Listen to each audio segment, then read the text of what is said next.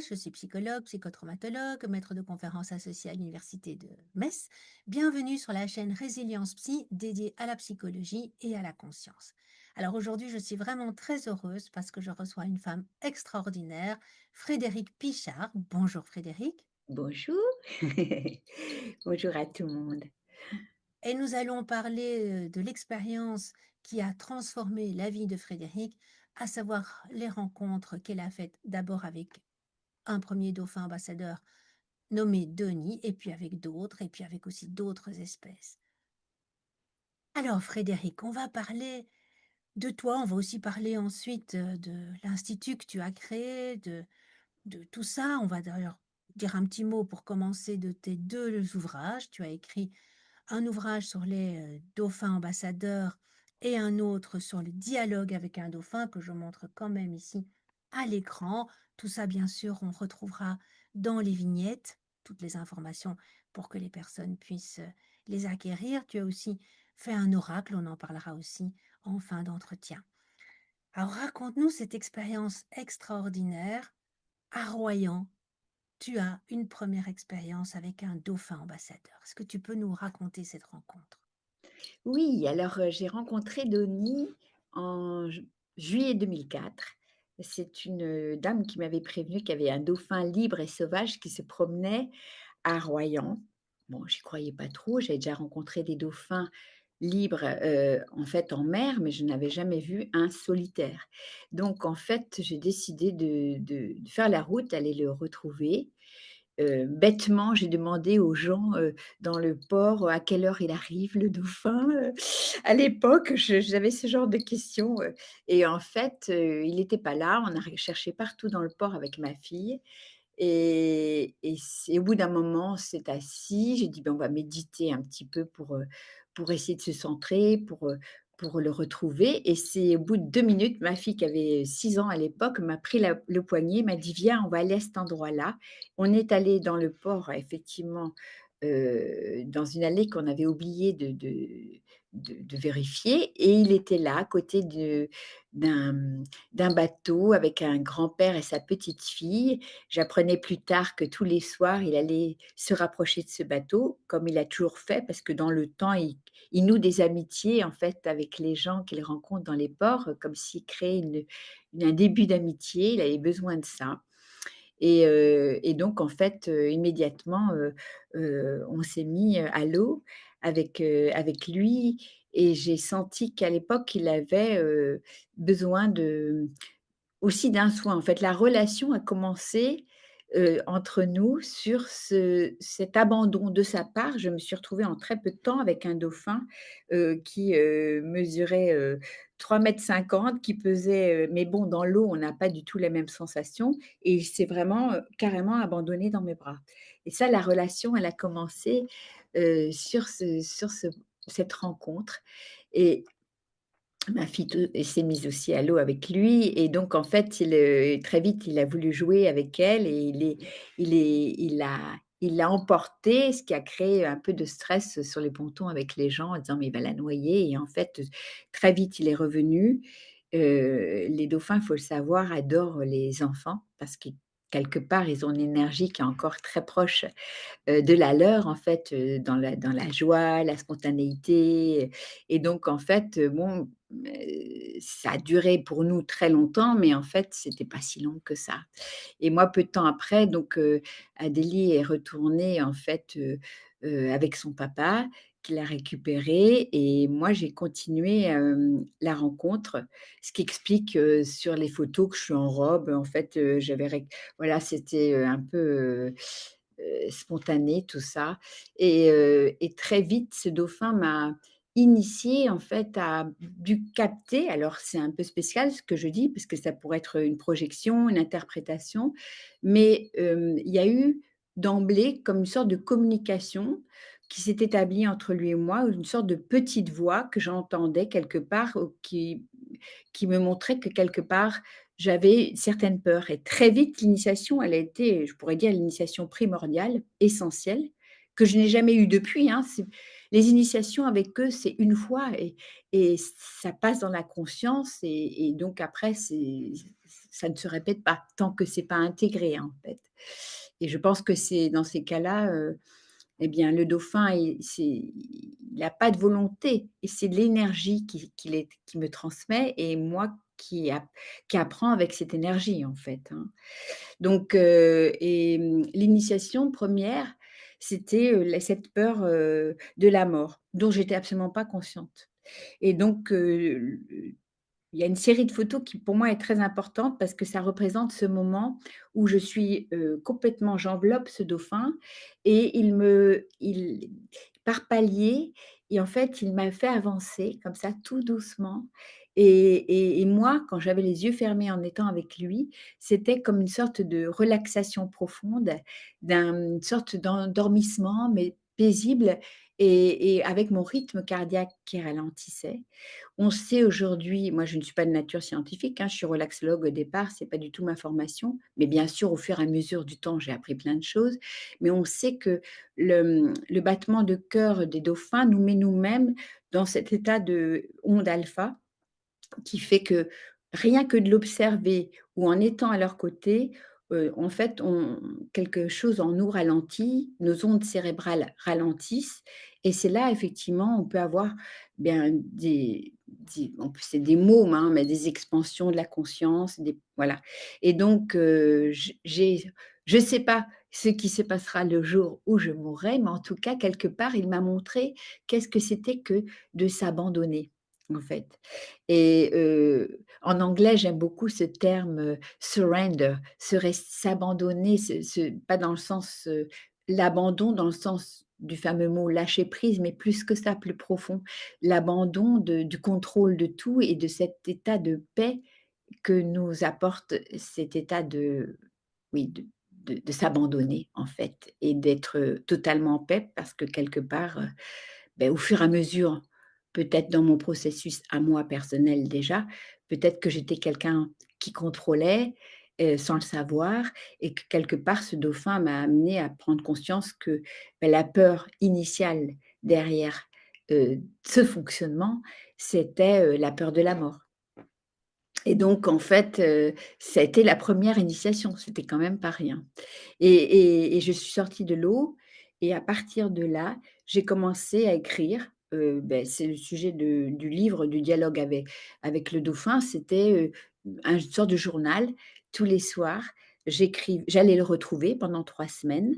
Donc à l'époque, j'avais, mon cabinet à la maison, donc je faisais mes consultations. Le soir, je partais et j'allais le retrouver. C'était l'été, donc l'eau était chaude, j'avais une petite combinaison, mais tous les soirs, j'allais retrouver, ce dauphin, comme un rendez-vous que je ne pou coûte que coûte, de toute façon, il y avait rien à faire, il y avait rien de raisonné, j'y allais. Comme si et bien sûr, oui, bien entendu, il y avait un rendez-vous important, un rendez-vous d'âme ou de cœur, on mettra voilà, c'était un rendez-vous que je ne pouvais pas, manquer. Et donc à l'époque, je devais partir vivre à l'étranger avec ma famille, en République dominicaine, pour aller se rapprocher des baleines et finalement, suite à la rencontre de ce dauphin, beh, tout a changé du jour au lendemain. C'était ça me intérieurement, je me disais: «Mais c'est pas à l'autre bout du monde que ces rencontres, doivent se faire, c'est ici que ça se passe». Donc c'est ça bouscule pas mal parce qu'évidemment, c'est des projets familiaux, des projets de vie qui changent, subitement et en même temps, c'était important. Voilà. Donc la rencontre, elle s'est fait comme ça et ça a été 3 semaines où j'écrivais en sortant de l'eau et je rentrais chez moi et après c'était la rentrée des classes en mois de septembre et à l'époque mes enfants étaient jeunes et j'ai communiqué avec lui en disant: «Je ne vais pas pouvoir venir aussi souvent». Il est parti de La Rochelle, il a fait et après j'ai fait des recherches sur internet, sur ces dauphins. C'est tellement énorme de voir un dauphin se comporter de façon si familière, que quelque part j'ai trouvé des gens qui connaissaient bien le sujet et la rencontre télépathique, donc de la communication par la pensée, s'est faite à partir vraiment de ces rendez-vous. J'ai voulu tester si ce dauphin, recevait, mes questionnements puisque j'étais plus en contact, physique avec lui. Voilà, donc c'était il y a 20 ans, ça a commencé, oui, il y a plus de 20 ans, en fait, il y a 21 ans, cette pratique de de sentir s'il, recevait mes aspirations à le retrouver. Et comme je savais qu'il avait certains endroits, il avait l'habitude de passer, eh bien, j'ai commencé au Sable d'Olonne, en fait, j'ai commencé à aller, voir effectivement, si j'allais à tel endroit, si je pouvais le retrouver. Et ensuite, ça s'est fait pendant 2 années où j'ai testé, voilà, si c'était réel tout ça. Parce que, bien sûr, il y a qu'en testant, en faisant l'expérience qu'après on peut, valider en fait. Pour moi en tout cas, c'était juste pour moi avant d'en parler, de se dire: «Oui, il y a quelque chose, un autre lien qui existe que le lien physique». Voilà. Donc Tu peux nous parler de ces tests parce qu'il y a quand même des choses étonnantes, notamment un moment où il est un peu mis en danger par, des bateaux qui veulent, l'éloigner de la côte et tu lui donnes, rendez-vous, à un autre endroit et il arrive. Raconte-nous un peu ces tests parce que les gens qui entendent ça, ils peuvent se dire: «Oui, mais hein, c'est de l'imaginaire». Mais oui. là, effectivement, tu as testé et tu as eu des réponses. Est-ce que tu peux nous raconter ça? Oui, et bien la façon de tester, c'était de j'avais quand même un point d'ancrage sur les lieux qu'il avait l'habitude, de sur les ports parce qu'en fait, ce qui se passe, c'est que ce dauphin, il a un passé incroyable. Ça commence maintenant aujourd'hui à être un vieux dauphin, mais avant il est allé, en Belgique, il est allé, en Angleterre, il est allé, en Irlande, donc bah, moi, j'avais pas envie d'aller si loin, donc j'ai vu un peu les repérer sur les côtes françaises et donc suivant moi l'envie que j'avais, parce que par exemple les sables d'Olonne, j'en raffole pas, c'est voilà, ça enfin voilà, c'est très j'aime beaucoup la nature, sauvage, donc en fait, moi, je me suis mise à choisir des endroits, que j'aime et des endroits où il était passé et j'allais par exemple à tel endroit et je me déplaçais et j'attendais sur place, et je prévenais. Alors voilà, comment ça se passe, concrètement? C'est, une image. Je pense que chacun de nous est capable de penser là tout de suite en parlant à un endroit qu'il affectionne particulièrement. Voilà, ça peut être un jardin, ça peut être, une plage, ça peut être juste sa chambre, un lieu d'enfance ou un lieu même actuel qu'on aime. Donc on l'imagine et tout de suite dans notre là, l'imagerie mentale, hein, on voit cet endroit.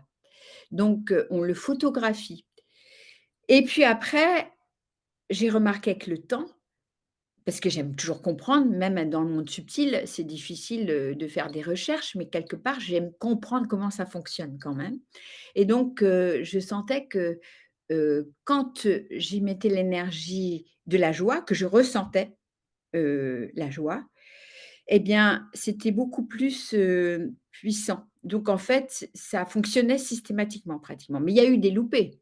Il y a eu des endroits où j'ai donné rendez-vous à Denis et je pouvais attendre une semaine et il ne venait pas. Et puis il y a des endroits où j'arrivais et je disais j'envoyais l'image, donc par la pensée. Eux, ils ont un cerveau extrêmement, développé, ils ont beaucoup plus de réceptivité que nous. Nous, effectivement, on le sait, hein, avec nos pensées, on émet beaucoup de pensées, mais tout le travail qu'on a à faire, nous humains, c'est de lâcher le mental pour être dans la réceptivité. Et eux, ils sont l'équilibre entre les 2. C'est parfait. Donc en fait, lui, là, à l'instant où on échange ensemble, eh bien, il suffit que je pense à lui, et que j'ai une énergie de joie ou un sentiment, bien quelque part, pratiquement, immédiatement, il va le savoir. C'est la connexion, quoi. Alors on sait aujourd'hui, hein, de plus en plus à quel point on est tous interdépendants et reliés, mais la physique quantique, hein, voilà, explique de façon rationnelle tout ça. Mais eux, ils sont dans le quantique, on pourrait dire en permanence parce que quelque part, ils ont cette, capacité à recevoir des informations à partir du moment où c'est très clair. Et bien sûr, donc en fait, et bien, j'attendais et je me rappelle même des endroits incroyables, hein, merveilleux, et où moi j'attendais dans l'eau, j'étais pas que dans l'attente, j'étais dans une sorte de contemplation. Pour moi, c'était pas être à l'affût, comme on peut le faire quand on veut faire un film, par exemple, sur les lions, où en fait, quelque part, ça nous demande une disposition de rester des heures. Mais c'était un état aussi où ce dauphin me permettait de lâcher mon quotidien et de me mettre dans cet état total de vide qui fait que, voilà, qu'il arrive ou qu'il arrive pas, il permettait à ce moment-là dans ma vie de pouvoir faire cette expérience de détente profonde et de contemplation qui amène à un espace de paix dans ce monde, silencieux. Et donc, je me rappellerai par exemple toujours un moment, une année où j'étais là, j'ai dit: «Beh, j'aimerais bien qu'on se retrouve là». Je savais qu'il y était venu, c'était un endroit qu'il connaissait et j'attendais, j'étais dans l'eau et et ça, c'est des moments merveilleux. À l'époque, je lisais Dialogue avec l'ange de Gita Malaz, où elle parlait de la joie et moi, bah, quelque part, je faisais cette expérience de vivre la joie sans que ce soit l'extérieur qui me l'apporte et donc j'étais juste bien à l'intérieur de moi avec l'eau et la mer, les éléments, la beauté, bien sûr.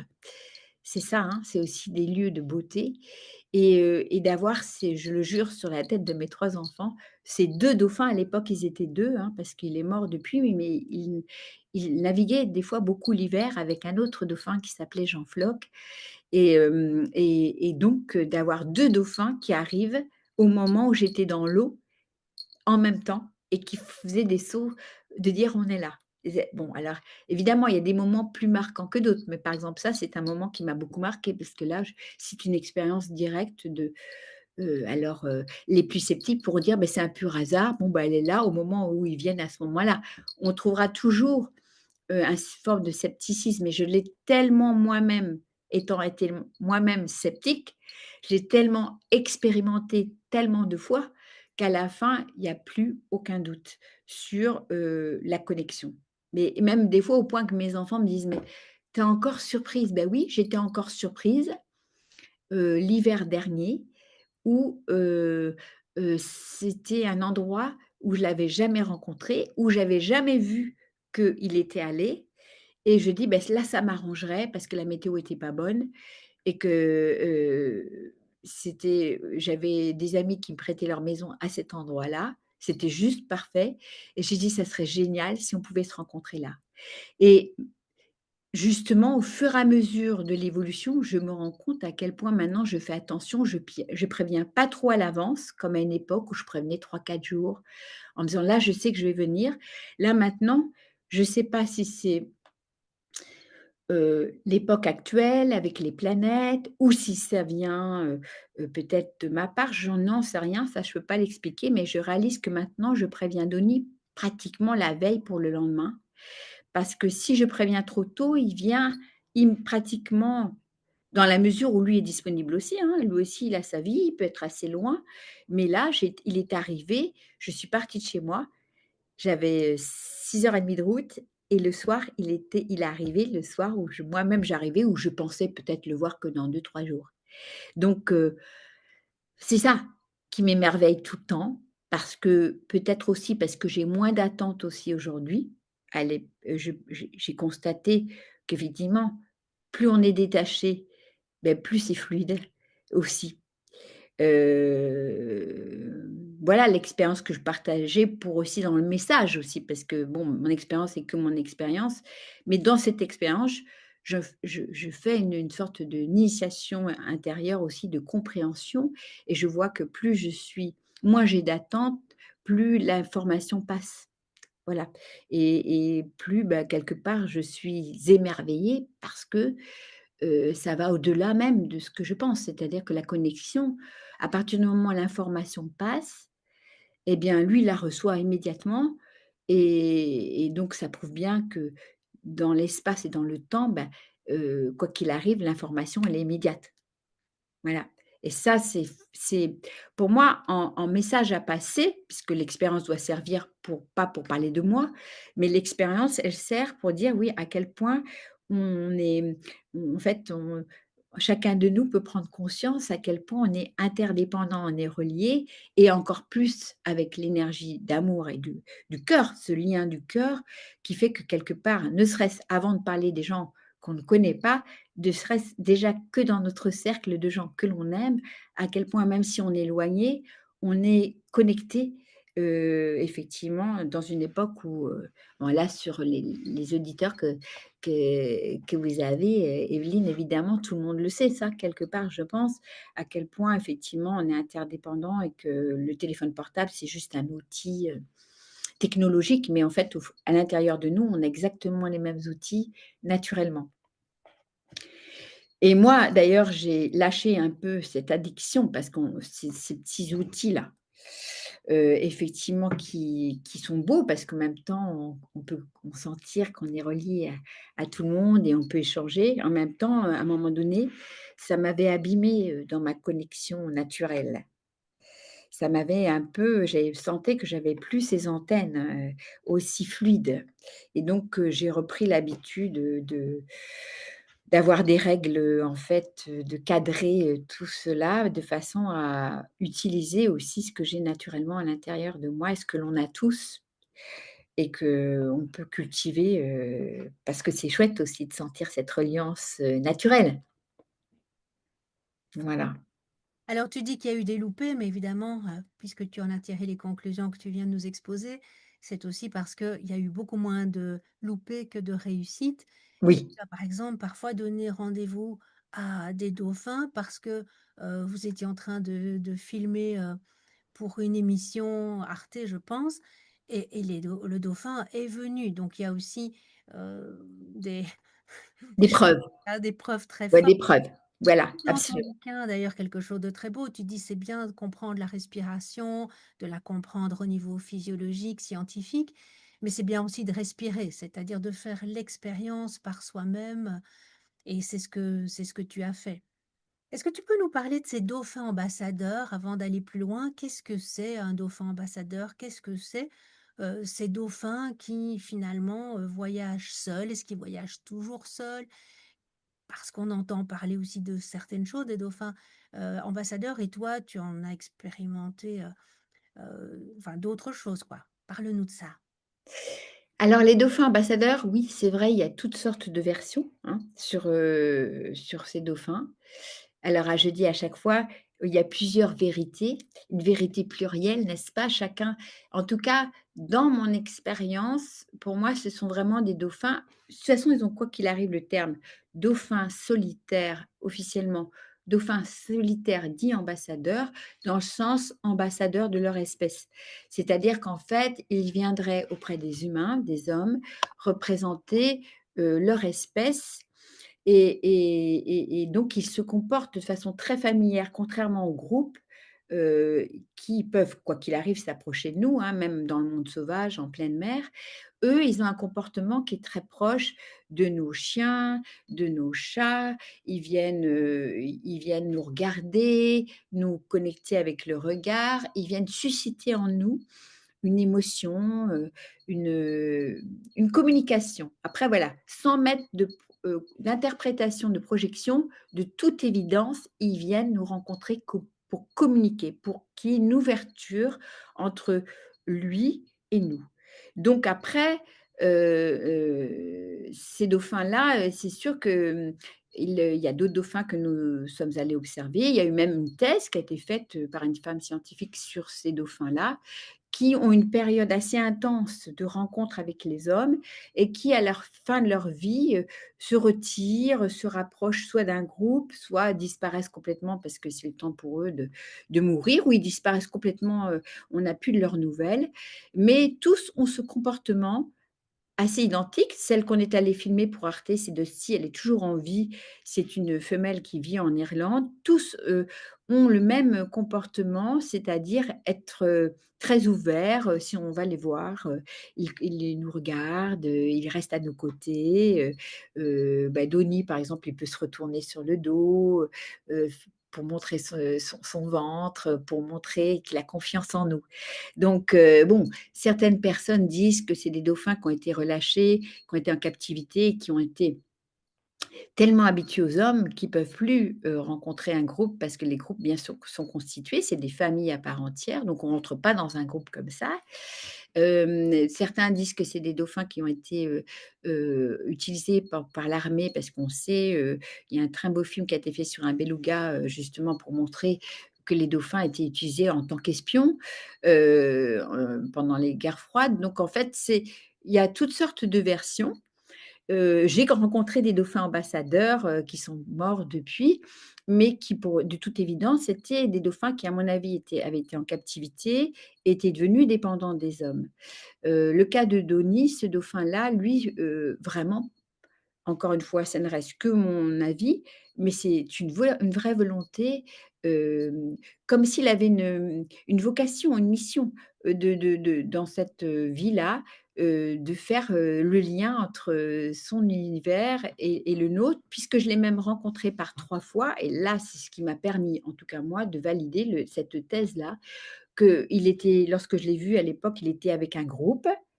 J'étais dans l'eau et j'ai vu un dauphin se détacher du groupe et venir me voir. Bien sûr, un dauphin, il suffit qu'on ait nagé 2 fois avec lui pour qu'il nous reconnaisse. Ils ont pas la vue, comme nous, mais ils ressentent les énergies. Donc en fait, il s'est détaché, il est venu me voir et j'ai dit: «Ah! C'est Donnie», on le reconnaît à son aileron, qui a un aileron qui a une blessure, c'est sa carte d'identité et c'est à chaque fois lui qu'on reconnaît parce on le reconnaît d'abord par son comportement et par cette blessure-là, qui est très marquée, hein. Et hem et donc en fait, il est venu me voir et puis paf, il a continué son chemin, ce que j'ai trouvé merveilleux parce que j'ai dit: «Bah, c'est génial» parce qu'il reste quand même avec les siens parce que la peur souvent des gens, c'est de dire: «Oh, il est seul, le pauvre, il est rejeté», parce qu'on dit souvent qu'aussi il peut être rejeté du groupe. Voilà, c'est ce qu'on entend très souvent, hein.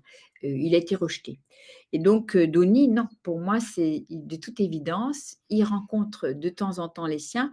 Moins aujourd'hui, je l'ai observé encore il y a, 3 semaines où un groupe est arrivé, il est allé les voir, dire bonjour et puis il est revenu à côté de moi.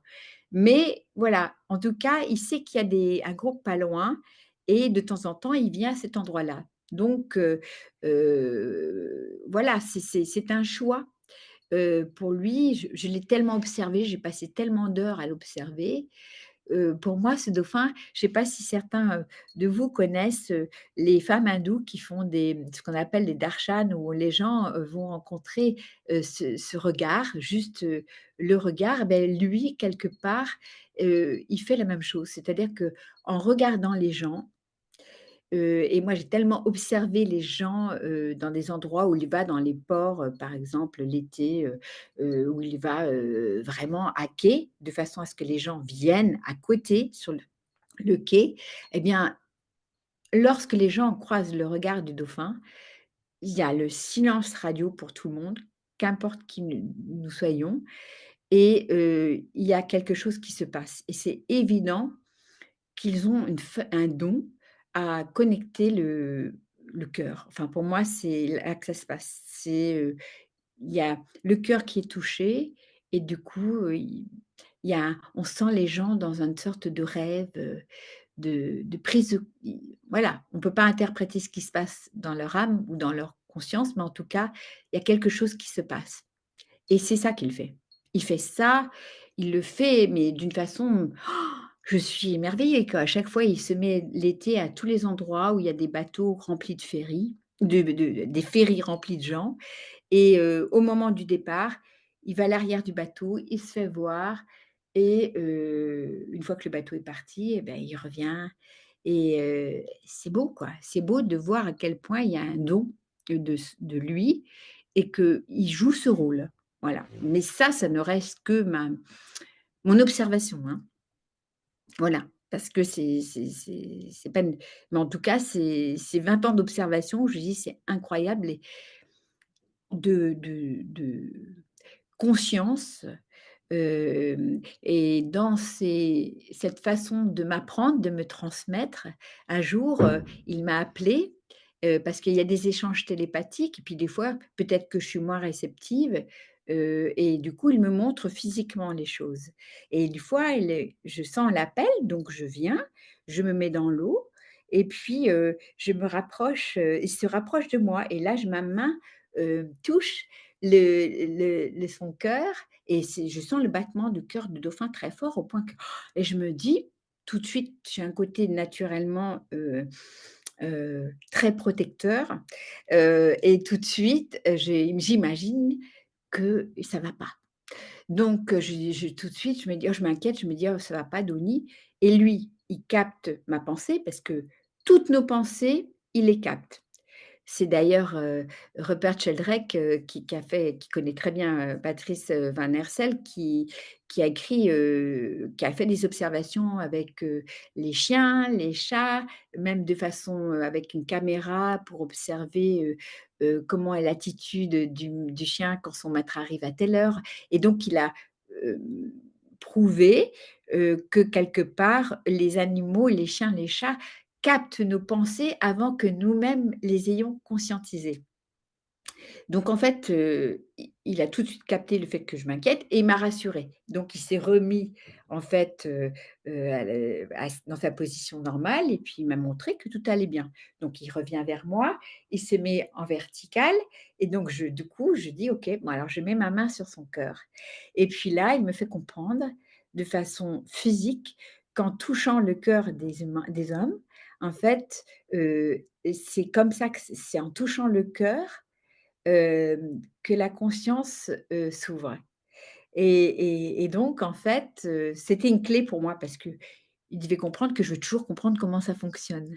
Donc il me montrait, et donc j'ai compris au fur et à mesure que oui, leur don, c'est d'ouvrir les cœurs. Mais on le sait, aujourd'hui, les chevaux ont aussi cette capacité-là, hein, et en fait, plein d'animaux, hein. Mais surtout certains, on l'ont encore plus en conscience, et certains participent à cela. Donc pour moi, ces dauphins ambassadeurs, oui, ils ont, cette vocation à venir, nous apporter peut-être, nous rappeler notre humanité, en fait. Quelque chose que l'on a en nous, mais dont on s'est, petit à petit, éloigné, et donc et c'est l'empathie, en fait. Quelque part, heu, alors on parle beaucoup aujourd'hui de réintégrer, les cours à l'école sur l'empathie, mais quelque part, oui, c'est nous rappeler effectivement qu'on est interdépendants et que, ce sens de la conscience des uns et des autres, mais en fait, eux, ils ont pas de volonté. Leur énergie propre, c'est d'aimer, de nous aimer profondément, de nous montrer qu'ils ont confiance en nous, et en même temps, en étant reliés à eux, parce que Donnie m'a appris qu'il n'était pas nécessaire forcément d'être en présence des dauphins et des baleines pour, contacter cette énergie-là. Il suffit juste, de parce que tout le monde ne peut pas aller rencontrer les dauphins et les baleines, et puis c'est voilà, et donc en fait, c'est juste, de se mettre dans cet état de relaxation, de réceptivité, et de ressentir notre lien de cœur, et à partir de là, et bien, quelque part, on peut ressentir cette énergie dans laquelle il nous emmène à vivre, quoi, quelque part, hein. C'est ça le cadeau. Enfin, pour moi, c'est nous rappeler qui nous sommes réellement, vraiment, et nous rappeler cette dimension d'amour que l'on a qui est en nous, et qu'on peut juste, expérimenter un peu plus, profondément, parce que c'est un vrai chemin, c'est un chemin de toute une vie, l'expérience de l'amour, et l'amour, voilà, on pourrait écrire un livre avec les dauphins sur l'enseignement de l'amour, hein. Mais c'est des maîtres, pour moi, en ce sens, hein, c'est sans fin, hein. Même par exemple, une fois j'étais avec lui, c'était il y a 1 an, alors c'est pour dire, ça fait quand même 21 ans que je le rencontre, et l'année dernière, j'étais dans l'eau en apnée avec lui, et c'était un choc. Je suis remontée à la surface, j'ai eu un peu des larmes, mais c'était pas des émotions de tristesse, je sais pas, c'était, eh bien, la psy, que vous êtes pourrait dire, mettre un mot sur ça, parce que c'est une émotion, heu, prise de conscience, mais qui m'a touchée, et il m'a dit, et en fait, c'était la prise de conscience que, l'amour, l'état d'amour dans lequel lui, il baigne, parce qu'il est tout le temps dans cet état-là, H24, qu'importe l'état de la mer, tout le temps, c'était, d'accepter tout, en fait. Pour moi, c'était encore une autre, expérience et j'en suis loin, hein, parce que c'était cet état d'acceptation, parce qu'on navigue tout le temps entre oui, mais non, mais accepter, on ne peut pas, accepter, par exemple, hier soir, je suis allée voir un film au cinéma sur les femmes, qui, vivent, au Congo, les viols, voilà, c'est un film choc, c'est un film quelque part, on ressort de ça, on est bouleversé. Donc, nous, en tant qu'humains, dans notre humanité, heu, c'est juste un mot, hein. Mais ça parlait d'amour, dans le sens où, il faut pas être en réaction. Voilà, c'est pas en réaction émotionnelle, et c'est tout le travail Oui, ça entre ne veut le pas dire ne dauphin rien faire, mais c'est pas être en réaction émotionnelle. voilà, c'est ça et c'est C'est tout ça. le travail en tout cas de l'humain et le dauphin, c'est que, en fait, eux, ils sont pas agis par les émotions, fortes que l'on a nous, et sur lesquelles on doit toujours, voilà, respirer, transmuter, et ceci dit, des fois je me suis dit: «Bon, bah, ça me rassure parce que lui aussi, je l'ai vu parfois, il a beau être totalement dans l'amour, ils ont beau tous être totalement dans l'amour, je l'ai vu malgré tout des fois avoir des réactions un peu de colère, et parce qu'il y a une voilà, il y a une limite qui a été franchie, qui ne devait pas être franchie et dans ces cas-là, il le marque et alors là, du coup, ça refroidit tout le monde parce qu'un dauphin qui se positionne et qui tape, fermement, là, on se rend compte qu'on n'est pas grand-chose et que ça peut être dangereux un dauphin, quand il marque avec son corps, avec ses 350 kilogrammes, sa puissance dans l'eau. Là, voilà, mais c'est les limites que savent marquer, à un moment donné, peut-être plus fermement le règne animal que nous, on ne sait pas toujours marquer des limites saines dans notre humain, en fait, quelque part. Ou je peux parler, en mon nom aussi, je veux dire, c'est dire savoir que l'amour, c'est aussi poser des limites. Voilà Mmh. et que c'est et nous, on navigue aussi beaucoup dans notre inconscient collectif avec cette croyance, c'est aussi cet égrégore judéo-chrétien, quelque part, qui, qui des fois nous, on ne sait plus trop, hein, en fait, quelque part, c'est où est l'acceptation? En fait, c'est enfin moi, je sais dans mon parcours personnel que les animaux m'ont beaucoup appris sur, poser des limites saines. Savoir poser des limites saines et que c'est très bien les limites, c'est l'amour aussi. Mais tu dis aussi dans ton bouquin que chaque dauphin a finalement aussi sa personnalité et va enseigner d'une façon très différente. Et tu parles de quelqu'un qu'on aura envie de dire un petit peu un écorché vif, c'est Jean Floc que tu as évoqué tout à l'heure. Est-ce que Oui, tu peux nous parler de ces différentes personnalités, peut-être oui, ces différents rôles qu'ils ont?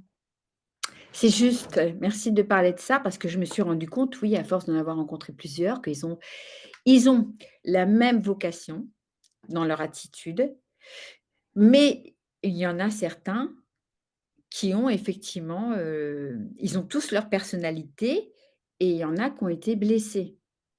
Jean Floch, de toute évidence, avait été blessé par les hommes.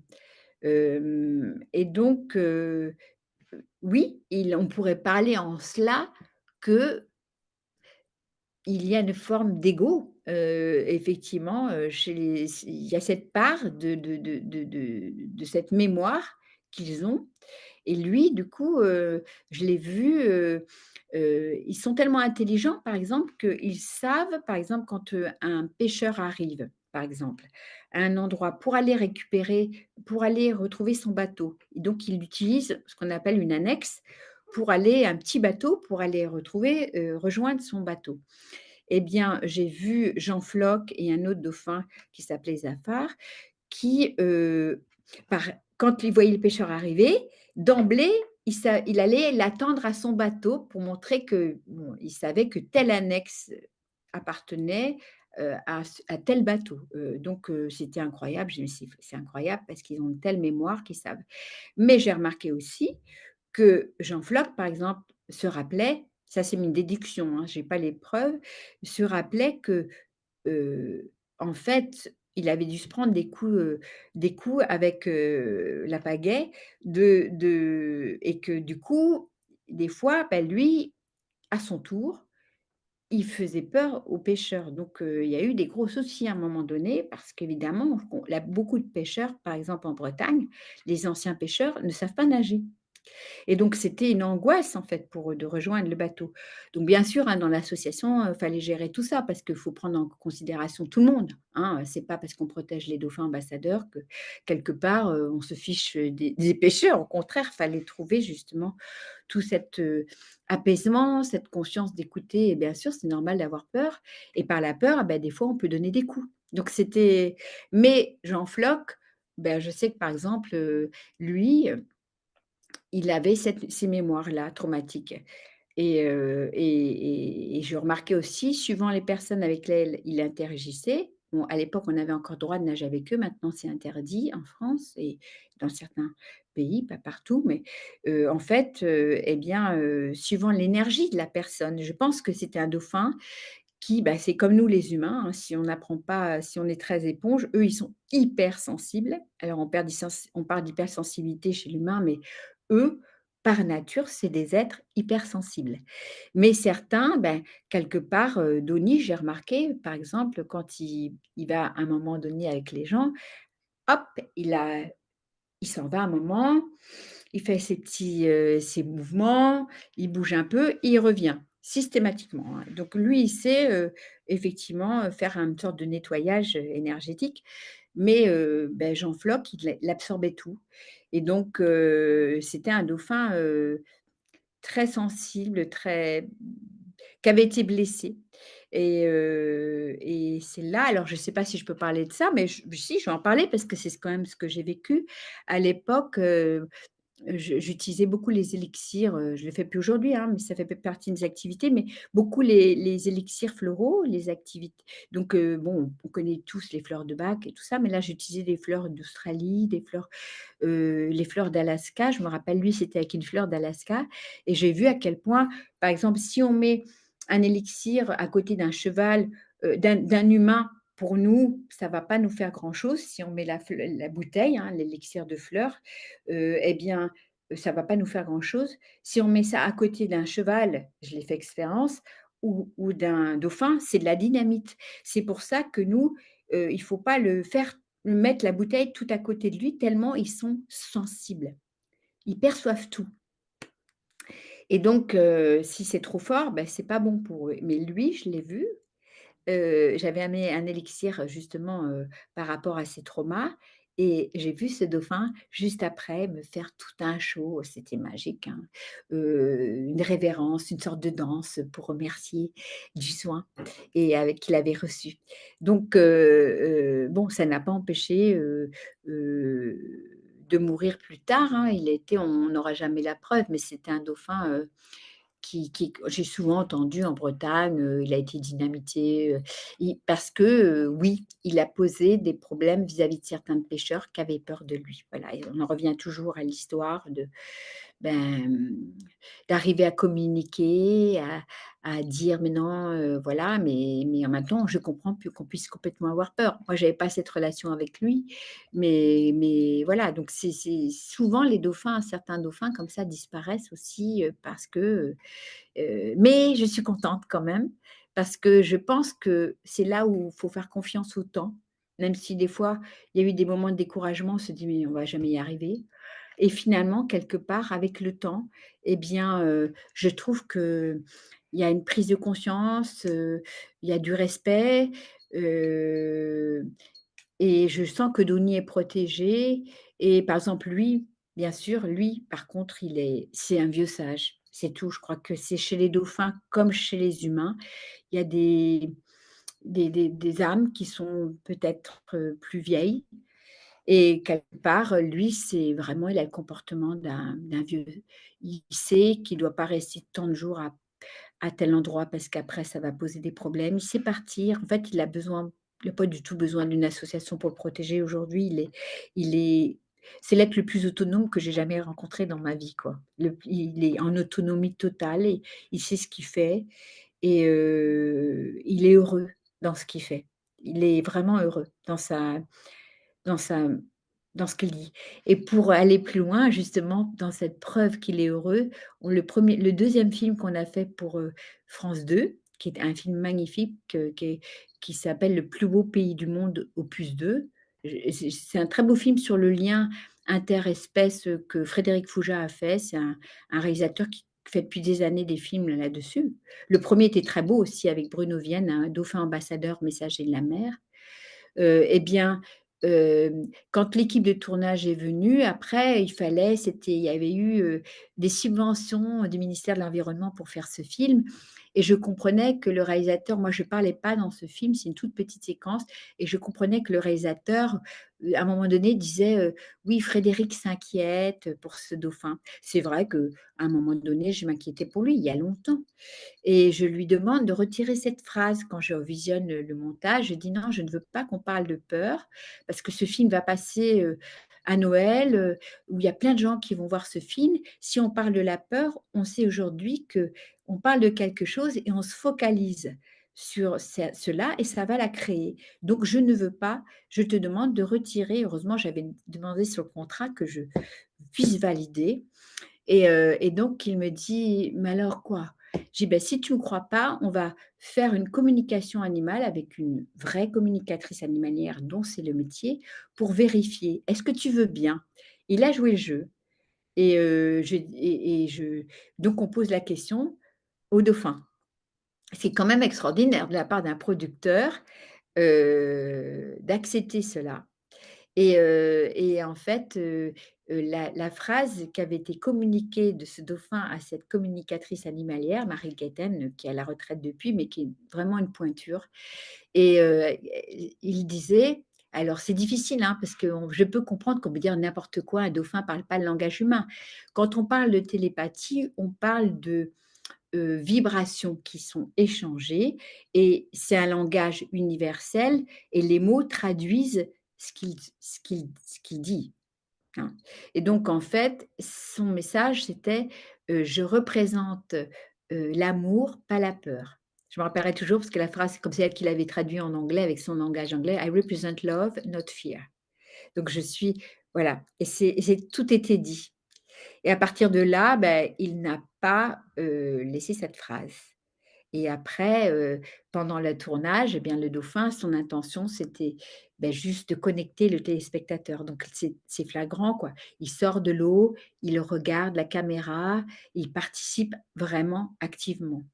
Moi, j'ai une vidéo pour les enfants parce que j'ai beaucoup dans les écoles et des fois je dis: «Bon, pour avoir les enfants avec moi dans la poche, je dis: "Allez viens, on va rentrer dans leur monde. Est-ce que tu veux bien qu'on fasse un selfie?"» Alors Noni sait pas ce que c'est qu'un selfie. Donc je lui dis: «Que tu te rapproches de moi et puis moi j'aurai ma GoPro et puis on va leur faire voir ça». Je voilà, dans l'immédiateté, il se met à côté de moi et puis on fait le selfie. C'est-à-dire qu'il participe à tout en pleine conscience. C'est-à-dire que vraiment, on pourra dire que, on a coopéré ensemble, pour, pour aussi avec des images, en respectant son univers, sans dire là où il va, pour le laisser tranquille, qu'il soit libre. Voilà, qu'un dauphin ambassadeur, ça se rencontre quand ça se rencontre dans l'instant présent, il y a rien à organiser, c'est la vie. Mais pour, faire le lien, pour parler d'eux et pour nous rappeler, à quel point, ce qui compte, c'est le lien du cœur. Voilà. Est-ce que tu peux nous parler un peu de Dusty et de son Alors, ouais, Dusty, c'est une alors elle, du coup, c'est une femelle et et elle, alors je l'ai rencontrée, 3 ou 4 fois. Et donc quand on a fait le tournage, c'était justement avec Bruno Vienne, je on voulait faire plusieurs, rencontres avec plusieurs ambassadeurs et pendant toute la semaine de tournage, c'était difficile, les conditions étaient très mauvaises et donc en fait, je parle de ce tournage pour répondre à ta question, pour montrer à quel point elle aussi, elle est dans la pleine conscience parce que, en fait, on n'avait rien à la fin de la semaine et puis pour les tournages, ça reste un tournage, c'est un budget, à un moment donné, si on a dépassé le budget, paf, on nous dit: «C'est fini, donc il faut rentrer» et juste, à la dernière minute, moi, j'avais besoin d'aller m'excuser parce que je trouvais qu'on l'avait un peu harcelée et moi, c'est tout sauf mon approche.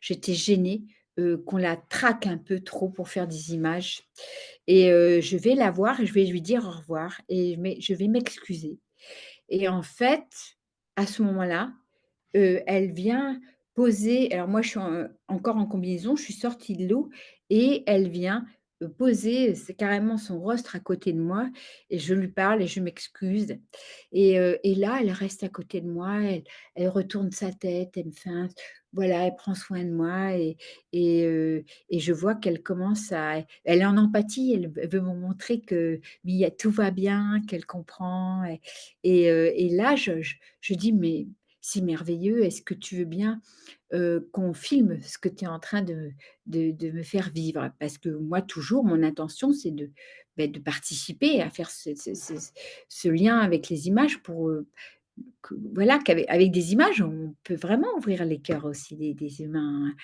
et donc en fait, elle dit: «Oui» et donc je préviens, Bruno Vienne qui repart vite chercher des caméras, qui recourt parce que c'était sur une falaise, c'était pas facile d'accès et on continue à faire les images et ça sauve le film parce que c'est ces images-là qui participent vraiment à ça touche le cœur des hommes qui le voient et elle, c'est toute une autre énergie d'Oni.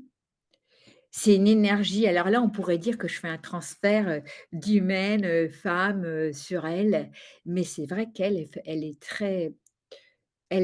très tranchante, elle marque. Alors elle, justement, elle est dans le cœur, elle est dans l'amour, mais elle est très claire, sur ce qu'on peut faire ou pas faire. Et elle est souvent accompagnée par une jeune femme, qui vit, là-bas, et qui s'occupe vraiment beaucoup d'elle et qui a fait des très jolies images depuis des années et je l'ai appelée du coup l'ambassadrice écolo parce que de Sti, elle ramène, quand je fais mes conférences, je montre cela parce que c'est on peut pas nier. Alors, elle passe sa vie à ramener, tous les plastiques les bouts de bois, oui, les plastiques, les bouts de bois, les bouteilles plastiques, les sacs plastiques, comme si elle nous montrait, voilà, elle nous faisait un passer un message de, voilà, qu'est-ce que devient l'océan? Elle est toujours en vie. Bon, elle a eu beaucoup de soucis parce que c'est ça la difficulté, c'est qu'à un moment donné avec les réseaux sociaux, bon, tout se sait. Alors il y a plein de gens qui allaient et donc c'est ça qui est terrible à chaque fois à gérer, c'est que les gens, c'est normal, on a envie, c'est tellement exceptionnel de les voir et en même temps et après, ça crée beaucoup d'influence et c'est là la part d'humain qui est difficile à gérer parce que, certains vont être dans le respect, puis certains vont pas être conscient des dégâts que ça peut provoquer et donc en fait, une fois, il y avait trop de monde qui était à l'eau et je crois qu'il y a une personne qui est venue, j'en parle dans mon livre parce que justement, j'estimais qu'il fallait en parler parce que cette personne est arrivée peut-être de façon intrusive, comme sans le savoir, hein, elle est chouette cette femme et en fait, elle est arrivée comme si on va derrière un cheval, qui va nous donner un coup de sabot parce que les il perçoit effectivement une intrusion trop proche. On n'a pas respecté son espace et elle a donné un coup de queue qui a fait que cette femme, pratiquement du jour au lendemain, elle était paralysée. Il a fallu la sortir de l'eau. Elle pouvait ses jambes ne répondaient plus et c'est très beau parce qu'en fait, elle a eu de la rééducation pendant 8 mois et suite à cela, elle a changé de métier et elle est devenue ostéopathe. Mais elle a fait tout son chemin elle a jamais, chargé la dauphine en disant c'est elle a tout à fait, intégré le fait que quelque part, il y avait, voilà, il y avait eu une approche qui avait été, intrusive en fait et que la dauphine, on le voit sur la vidéo d'ailleurs, et moi qui la connais très bien, en fait, elle tourne après autour, elle est Elle est super, embêtée? elle embêtée. En fait, elle a marqué un acte, mais c'était juste, de la survie, enfin un acte de pour stopper quoi, elle a été elle-même dépassée par les événements. Donc c'est pour dire à quel point oui, on reste en contact avec des animaux sauvages et qu'on ne peut pas faire n'importe quoi. On n'est pas au zoo, et même au zoo de toute façon, hein, quoi qu'il arrive, l'enseignement aussi dans tout ça, c'est aussi que quoi qu'il arrive, je dis toujours, est-ce que quand on va chez des amis qu'on a invités à dîner, est-ce qu'on va ouvrir le frigo, on va se servir? Non, on a, c'est le respect, hein, toujours l'enseignement de ils nous respectent, mais on doit les respecter et comme nous, on se respecte nous-mêmes dans nos rencontres. Pour nos auditeurs, est-ce que cette dame qui était donc, paralysée, est-ce qu'elle a récupéré? Elle a récupéré. Juste pour, Elle les Ah, parce mais bien sûr, faut pardon, pas je ne l'ai pas oublier noté la parce grossesse. que mais bien sûr, elle s'en est sortie. Elle s'en est sortie. Mais quel travail, hein, parce que c'était, oui, je crois 8 mois de récupération et elle a récupéré. Mmh. Mais tu as eu la chance d'en rencontrer quand même quelques-uns des dauphins ambassadeurs parce qu'il y en a pas beaucoup Il qui y en sont a pas beaucoup. Il y avait nés. Fungi aussi qui est en Irlande, qui est un dauphin, que d'Oni. Ça, on le sait par Gauthier Chapelle. Gauthier Chapelle, c'est un scientifique biologiste qui fait partie du coup de mon association que j'ai rencontré après, qui a écrit beaucoup sur le biomimétisme.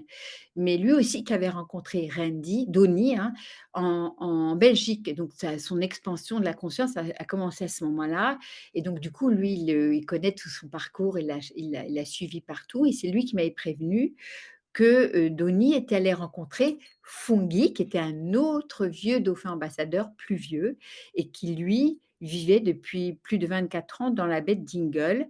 Il y a même une statue qui a été érigée quand on arrive à Dingle, il y a une statue en bronze et pendant des années, là, du coup, c'était un dauphin qui s'était sédentarisé et donc il y avait même un commerce, mais un commerce sain qui s'était organisé autour de lui. Il y avait des tours en bateau et puis des fois, Fungi apparaissait, faisait un saut et c'était très bon enfant.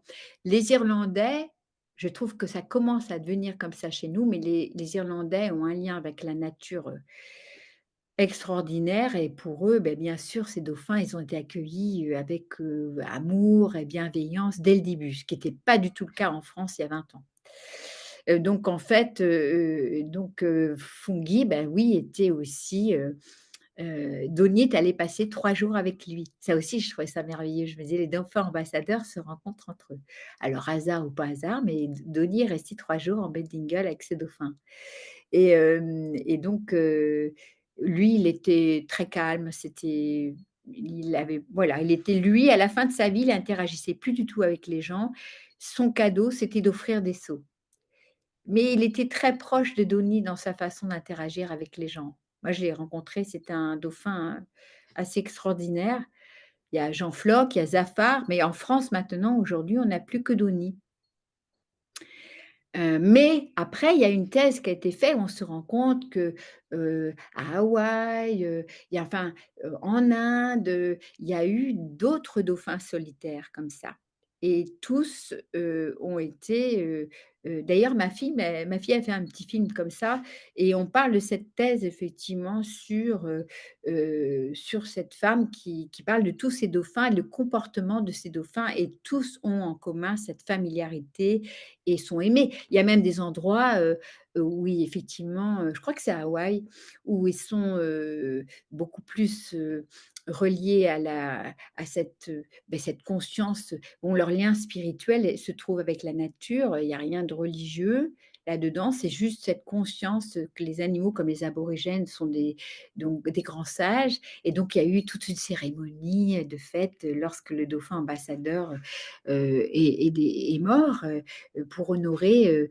sa vocation, sa présence, donc oui, oui, moi je sais pas, je pense que j'ai dû en rencontrer à peu près 7, mais tous sont évidemment aujourd'hui, en tout cas dans en Europe, il y a plus que 2 sties et il y en a un autre qui commence à pointer son nez en Espagne. Je l'ai toujours pas rencontré, mais qui semble avoir un côté, très joueur. J'ai reçu une vidéo une fois, j'ai dit: «Attention, là, ça» j'ai dit: «Là, ça prouve qu'il faut pas se mettre à l'eau avec lui parce que il a un côté, ce dauphin-là, très joueur et en même temps, qui n'a semble pas trop qu'on a envie de sortir de l'eau et c'est là aussi, il faut faire attention. Parce qu'effectivement, un dauphin qui pèse 350 kilogrammes, et je l'ai dit à la jeune femme qui m'a envoyé, j'ai dit: «Là, tu vois, là, c'est limite, faut faire attention», et elle l'a senti, hein. Elle sentait, ça arrivera jamais avec Donnie tout ça, mais il y a des certains dauphins effectivement, voilà, qui ont envie de rester et jouer. Donc c'est toujours une histoire d'équilibre et de justesse et de je pense que juste le fait de les observer, de vivre la rencontre, de ressentir ce qu'on dont on est en train de parler, de ressentir ce lien d'amour avec eux est déjà un cadeau pour nous. Parce qu'en fait, je crois qu'on souffre dans l'humanité, notre humanité, la plus grande blessure, c'est la séparation. En fait, on souffre, on se sépare de quelqu'un qu'on aime, on est triste, on perd quelqu'un qu'on aime, on est triste et en fait, le cadeau des dauphins et des baleines, leur don, plus fort que certains animaux, en tout cas, est de nous montrer qu'on est de ce que je vois, de mes observations quand je vois les voyages où on rencontre les dauphins et tout ça, là, ce qui en ressort tout le temps, c'est je ressens ce sentiment maintenant d'unité. Donc il y a quand même quelque chose, il y a un qui n'est pas rationnel, mais qui se passe au niveau du cœur, au niveau cellulaire, au niveau de l'âme.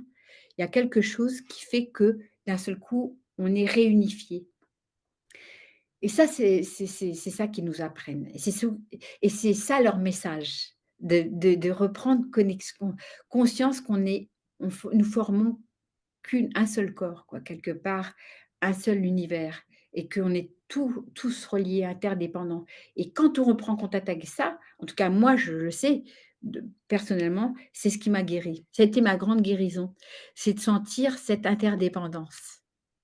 Oui, ce que tu dis rappelle ce que disent les personnes qui prennent des psychédéliques, par exemple, hein, du LSD ou des champignons magiques et qui retrouvent cette connexion au grand tout, ou même le chamanisme avec les tambours, les personnes qui ont vécu des expériences de mort imminente. C'est un petit peu comme si on était très dans notre conscience analytique, celle qui dépend de notre cerveau, et puis que certaines expériences avec les dauphins, d'autres expériences spirituelles, nous montrait qu'on n'est pas que cette conscience qui dépend du cerveau, mais qu'on est aussi relié à notre conscience intuitive, à la grande conscience, à ce grand tout et qu'on fait partie, d'un grand tout, qu'on est un élément d'un grand tout. Exactement, exactement. C'est vraiment ça, hein. C'est et à partir de là, ceci dit, je vois bien, hein, même les chats, enfin, voilà, c'est vraiment, ce qui ne peut-être même bon, la relation avec le chien est différente, mais la relation avec les chats aussi, je me dis: «En fait, dans toutes ces familles, dans nos foyers où on a tellement d'animaux à nos côtés, mais qui sont vraiment, dans ce plan, hein». Et donc qui ont ce détachement, du coup. Ils sont vraiment, voilà. En fait, aussi, je pense que quelque part, aussi une des souffrances de l'humain, c'est aussi l'attachement. Eux, c'est ils sont dans le détachement. Ils sont dans ce détachement parce qu'ils vivent totalement cette connexion, pleinement. Et ils ont pas besoin de s'accrocher ou d'être attachés. Mais est-ce qu'il faut pas accepter que c'est dans notre humain, l'expérience de l'attachement, on le dit souvent, hein, c'est l'attachement qui fait que, d'une mère avec son enfant, qui va faire que voilà, le bébé, dans les quelques mois de sa vie, il sait que sa survie dépend effectivement de ce lien avec sa maman. Bon, bah, ça fait partie de notre expérience, d'humain. Et pourtant les mammifères le vivent aussi cet attachement aussi, hein. Mais en fait, ils nous invitent à continuer à aller vers cette conscience, de vivre cette unité dans notre quotidien et du coup d'être dans cette plénitude en fait. C'est ça l'invitation, heu qui fait qu'après évidemment la notion de peur, toute peur, les peurs, beh, s'évanouissent, elles se disent vraiment alors on a des piqûres de rappel régulièrement parce que c'est des fonctionnements que l'on a depuis longtemps, mais petit à petit, ils nous amènent vraiment vers cette unité, les baleines le font énormément aussi, hein, les baleines, par exemple, elles me fascinent parce qu'elles ont vécu la souffrance, c'est des êtres très résilients mais en même temps, elles sont dans cette conscience du tout. Donc par exemple, là, depuis quelques années, les baleines grises, elles sont en voie de disparition à nouveau parce qu'il n'y a pas assez à manger, de krill et donc elles décident consciemment de plus mettre au monde des baleineaux. C'est une vraie, réalité, hein, ça c'est la pleine conscience de leur part et en même temps, elles restent totalement, hem j'ai vu des baleines jouer, s'amuser, enfin, avoir encore le sens du jeu, parce qu'elles sont dans cette conscience universelle et de cette intemporalité. Et nous, ce qui nous met toujours en stress, c'est cette conscience de cette finitude qui fait: «Mon Dieu, mais voilà, c'est terrible ce qui se passe, c'est terrible cette destruction sur lesquelles des fois on se sent impuissant». À laquelle on assiste, et en fait, eux, ils sont dans ce détachement parce qu'ils savent que quelque part, c'est une histoire de temps et ils ne sont pas attachés à quoi que ce soit. Donc c'est quand même merveilleux parce que même Donnie, quand je le vois, ou moi je fais ces allers-retours réguliers, je dis: «Bon allez, je reste dans son énergie de paix, de sérénité quoi qu'il arrive». Et je me promets que je vais maintenir ça 24 heures sur 24. Bon, à chaque fois que je le quitte et que je m'engage à ça, ça dure un certain moment et puis je vois que régulièrement, s'il y a quelque chose qui me paraît cruel, terrible et tout ça, je repars vite un peu comme on dit, dans les tours. Et puis, finalement, une bonne respiration dans laquelle nous invite à vivre tout le temps la respiration consciente, parce que ça, c'est un des enseignements. Vraiment respirer consciemment. Parce qu'eux, ils respirent consciemment. Eux, nous, on a une respiration réflexe, donc on ne se rend pas compte. Mais eux, ils respirent consciemment, sinon ils meurent. Donc à chaque fois qu'ils remontent à la surface, ils remontent en sachant que c'est pour respirer. Donc quand même, il nous invite tout le temps à penser à respirer régulièrement et c'est vrai que quand on respire et on n'est plus en prise avec nos émotions, on prend le recul, le détachement et on se remet dans cette, conscience, du grand tout quoi, quelque part et c'est ça aussi qu'ils nous transmettent dans notre quotidien pour vivre, ce sentiment d'unicité. C'est la respiration, se détacher de cet état émotionnel et rentrer dans cette intemporalité qui fait que ça ne veut pas dire ne rien faire et laisser, des massacres horribles se faire, mais c'est aussi, être agissant avec nos pensées positives comme elles nous invitent. Elles ont confiance en nous et ça, c'est un beau message, comme Donnie. À chaque fois, elles viennent à côté du bateau, elles nous offrent leur baleineau pour vraiment, nous montrer à quel point, malgré toutes les souffrances qu'elles ont endurées, elles ont la mémoire, quelque part, elles ont confiance en l'homme. Donc quel plus beau message à passer d'amour que quoi qu'il arrive, elles ont confiance en nous. C'est merveilleux, C'est un très beau message en effet. c'est beau, c'est un espoir. Pour les enfants, quand je dis souvent, on se dit: «Mais à quoi bon?» Quand on leur dit que dans 30 ans la planète elle va faire 50 degrés ou mais c'est ça, c'est dans l'instant présent, cette confiance et c'est ça en fait, le l'invitation, c'est qu'importe ce qu'il arrive, c'est de maintenir en permanence dans cet instant, cette paix, cette confiance et ça participe déjà chacun à notre niveau chez nous, ça participe à un futur le futur il est là et ça participe à ce futur, lumineux, harmonieux, même si on n'en voit pas, la couleur pour l'instant. Et Donny, au mois de mai, il est reparti. C'est souvent quand il repart après que moi je suis en plus en situation télépathie de res des messages qu'il me transmet. Parce que finalement son message Donny, j'ai l'impression de répéter la même chose depuis 20 ans. C'est toujours un message d'amour, de paix, de confiance, d'état d'être et que c'est à l'intérieur de chacun de nous que ça peut se faire, que c'est là que ça se passe. On Oui, en il y revient a toujours à nous.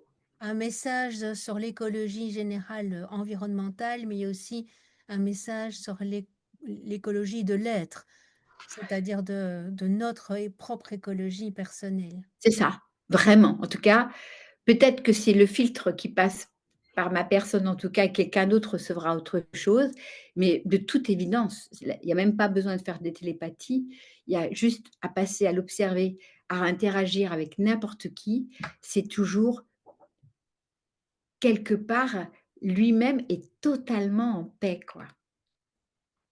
Mais comme tu Donc dis, il est en paix, mais tout le temps, quoi. Et dans cette curiosité, et à chaque fois je regarde, je dis: «Mais c'est juste dingue».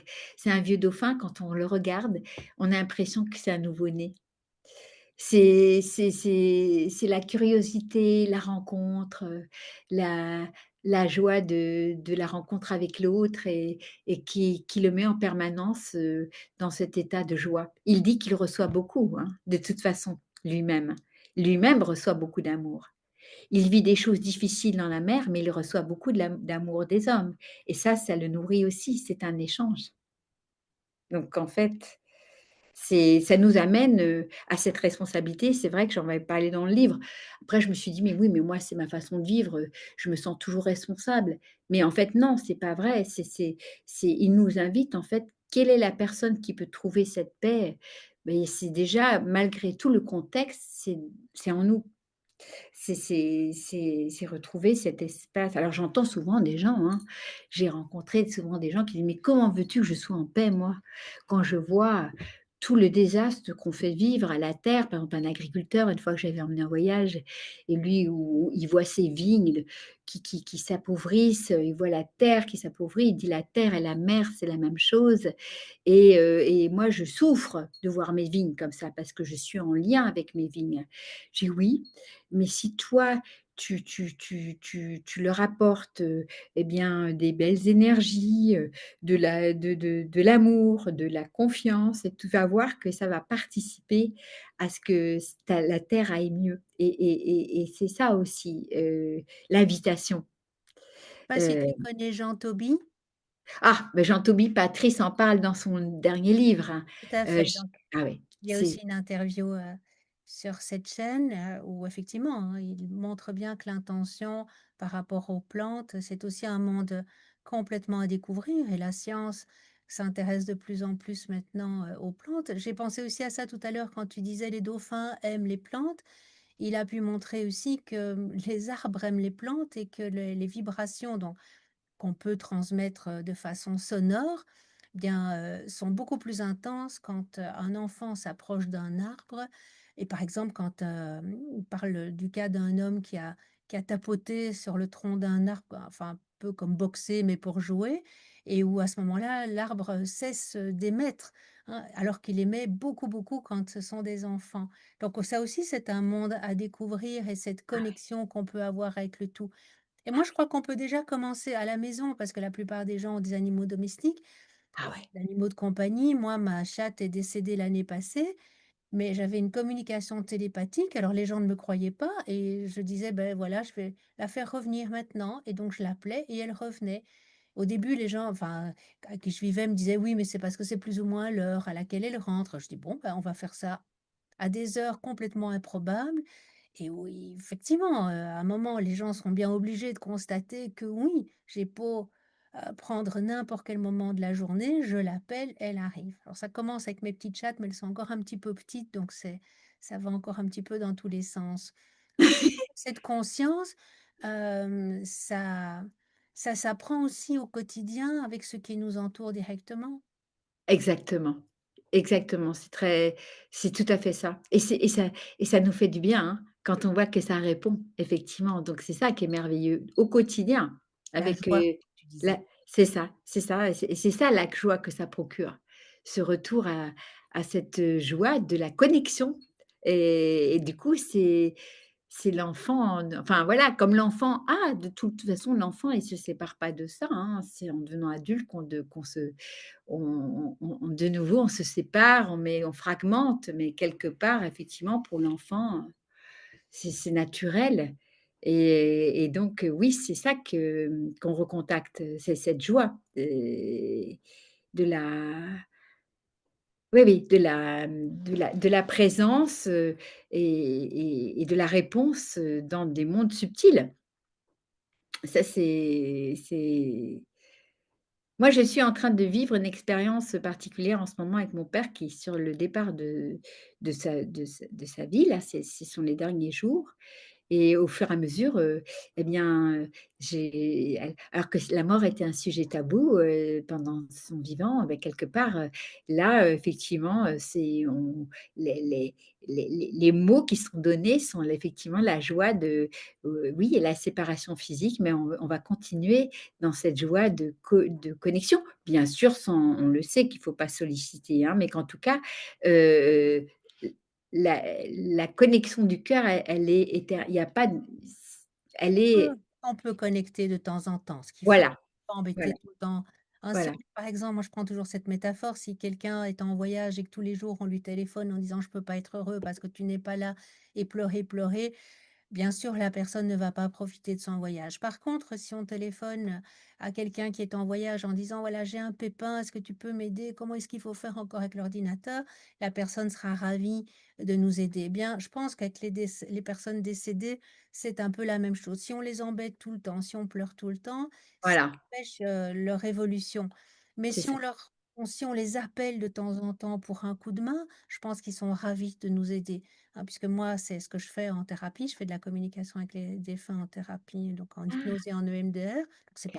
c'est pas moi qui vois le défunt, c'est le patient qui voit directement, son défunt et on voit à quel point, les défunts sont ravis de venir quand ils peuvent aider. D'ailleurs, ils viennent, souvent aussi spontanément, en dehors de séances de thérapie, hein, ce qu'on appelle les VSCD, vécu subjectif de contact avec un défunt. Et si j'ai commencé à faire ça, c'est parce que les défunts se sont invités, Ouais, spontanément, quoi. Parfois, les gens me disaient: «Ma grand-mère est là», hein, et donc c'est comme ça que ça a commencé en thérapie. Donc effectivement, pas les embêter tout le temps, mais la connexion, elle reste et on peut toujours la solliciter quand on a vraiment besoin. C'est comme Denis, c'est comme Dusty, c'est comme, tous c'est les ça, dauphins ambassadeurs. Quand tu penses, bien, on a tout de suite cette connexion c'est ça. et on peut la solliciter quand, et avec joie d'ailleurs aussi, à certains moments. Exactement. Oui, oui, oui, absolument. Ouais, c'est vraiment, nous ouais, ressentir cette unité quoi qu'il arrive. Mmh. Donc évidemment, on pense beaucoup à toi dans ce moment parce que pour ceux Oui. qui restent, ce sont des moments, difficiles et comme le dit Evelyne Elsasser, qui est la chercheuse sur les vécus subjectifs de contact avec les défunts, la personne qui vit ce passage, elle vit un moment absolument merveilleux. Ah oui, moi je le sens. Oui, je sens, oui, oui, oui. Comme un oui, une préparation et c'est ça, j'en suis convaincue. Oui, oui, oui, dans l'apaisement et la comme un voyage qui se prépare. C'est beau de vivre, dans cette, approche, en fait, même si bien sûr que c'est oui, oui, Et c'est en aussi tout la cas, douleur, c'est c'est aussi comme une naissance qui se prépare. Ouais. tout à fait. Et bien sûr, le manque physique, il peut rester, mais voilà, il y a d'autres dimensions aussi Mais et bien sûr, connecter à ça, c'est quand bien même très apaisant. bien sûr, bien sûr. Oui, oui, c'est sûr. Est-ce que tu peux nous parler de l'institut, que tu as, créé, de l'Institut Denis? C'est quoi sa mission? Alors, l'association, elle a été créée en 2006, donc 2 ans après parce que je voyais des fois je vais me déplacer un petit peu parce qu'il y a du soleil. Il y avait, des comportements à l'époque, qui me plaisaient qu'à moitié et je me suis dit: «Oh là là, faut qu'on fasse quelque chose». Donc le but, c'était, l'observation, la protection et la communication ensuite. Donc avec le temps, voilà, la protection s'est faite. J'avais prévenu aussi les lieux en France où ce dauphin peut passer, de façon à ce que les autorités portuaires soient pas, démunies parce qu'ils ne comprennent pas, hein, c'est pour eux à chaque fois: «Qu'est-ce que c'est ce dauphin? Est-ce qu'il est malade? Un dauphin solitaire?» enfin c'est pour eux c'est Va atypique. s'échouer. Voilà, c'est ça.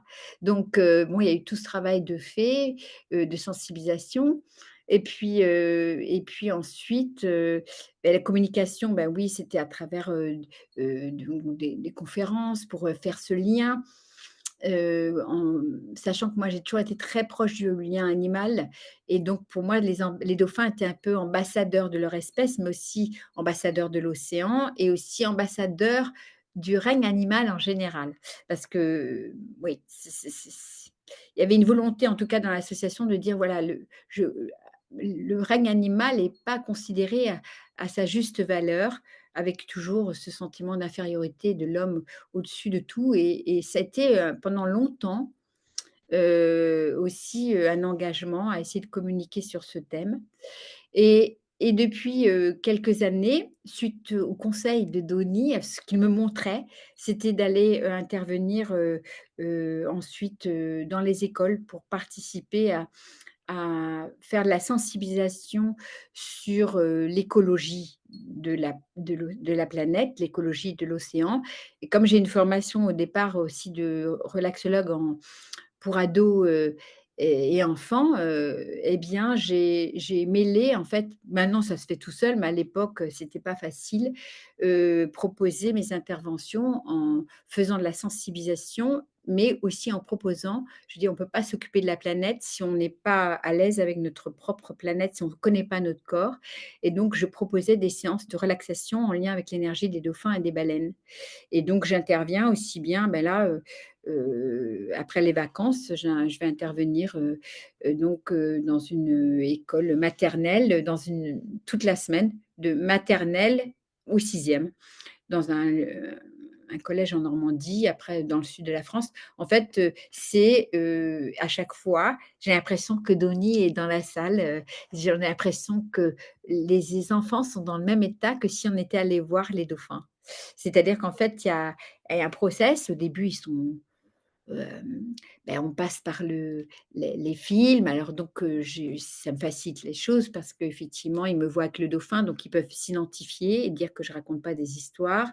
Après, Donnie devient, un peu une mascotte quelque part, Donnie et ensuite, on projette donc les films et ma fille qui a maintenant 25 ans, mais qui connaît ce dauphin depuis l'âge de 6 ans, a fait son premier film sur lui. Donc, les enfants elle est plus jeune que moi, bien sûr, donc, ils peuvent s'identifier à elle. Donc, on maintenant, j'utilise beaucoup ce film pour, faire de la sensibilisation et après on propose, un travail, sur l'océan, la protection de l'océan et il y a un prof souvent qui, pendant l'année, va être le prof référent pour faire une réflexion sur, la découverte de l'océan, comment on peut participer à être plus respectueux vis-à-vis de l'océan, faire de la sensibilisation sur le plastique, l'impact du plastique, de façon à ce que, par exemple, on utilise moins de plastique, enfin, pour notre quotidien aussi. C'est un peu aussi les enfants qui, à leur tour, vont aussi passer des messages dans les familles. Mais tout ça de façon très sans sans dicter quoi que ce soit. Voilà, c'est l'information est donnée et les enfants, je vois, hein, sont très réceptifs. Après l'autre partie qui était plus difficile, c'était passer à la relaxation. Par exemple, avec les enfants en sixième, il y a beaucoup de résistance et au fur et à mesure des expériences, j'ai vu que quand j'ai affaire à des enfants, par exemple, très agités encore, c'est quand même un peu le j'ai de plus en plus d'enfants qui viennent me voir: «Madame, je suis TDAH». Aujourd'hui il y a 10 ans, on me disait pas ça. À chaque pratiquement cours, j'ai des enfants qui me disent, bon, qui ont été diagnostiqués troubles de l'attention hyperactifs, donc ils viennent carrément me prévenir. Donc c'est pour dire, de toute façon, le trouble d'attention, il se retrouve pratiquement aujourd'hui dans toutes les classes, plus ou moins fort, mais les enfants aujourd'hui ont beaucoup de mal à se concentrer. Donc du coup, la relaxation est un outil pour leur permettre de se recentrer et donc du coup, aujourd'hui, cet outil-là, il est fantastique et les je vais même faire une formation, pour des profs, pour dire que quelque part les proviseurs aujourd'hui, ils demandent toutes sortes d'interventions pour aider leurs élèves à retrouver la concentration, le bien-être, parce qu'il y a de plus en plus d'élèves qui sont en anxiété. enfin, on le sait, hein, il y a des enfants qui sont très anxieux avec effectivement, tout ce qu'on leur en dit sur la planète. Donc ça a du sens et je sais qu'à chaque fois, ça leur fait du bien. Bon, l'idéal, ce serait qu'on mette la matière à elle toute seule, toutes les semaines, qu'il y ait une séance de proposer, par exemple. Mais bon, ils font ce qu'ils peuvent, mais je trouve qu'il y a un cursus, par exemple, sur une année, je vois les progrès et je vois qu'il y a quelque chose à la fin de l'année, puisque j'interviens 2 à 3 fois dans l'année, qui a vraiment une transformation et c'est le but. Bon après je dirais pas que tous les élèves vont dire: «Après je vais faire de la relaxation», mais moi j'en profite, pour faire ce que Doni m'a appris, c'est-à-dire, heu, dire des choses simples. Il suffit que tu respires 3 fois et tu expires 3 fois entre chaque cours pour que tu puisses te recentrer, rester calme, ne pas te laisser, déborder par tes émotions et je m'émerveille des échanges et de ces temps d'échanges des fois que les proviseurs me donnent et que les professeurs sont OK de me donner aussi parce que c'est des cours en moins pour eux et ils ont toujours un programme à suivre. Mais des moments où la parole se libère, où du coup des élèves parlent de leur histoire personnelle, «Ben oui, j'ai ça, ça, ça» et du coup tous les autres élèves écoutent et du coup l'empathie, se crée autour de du groupe et voilà, voilà ce que ça apporte en fait, ces interventions et c'est ce que Doni en fait quelque part m'a soufflé quelque part. En fait, à chaque fois je dis: «C'est quoi la prochaine étape? C'est quoi ce qu'on doit faire?» et ça fait quand même un moment que l'histoire des enfants était très présente, c'est-à-dire s'occuper des jeunes.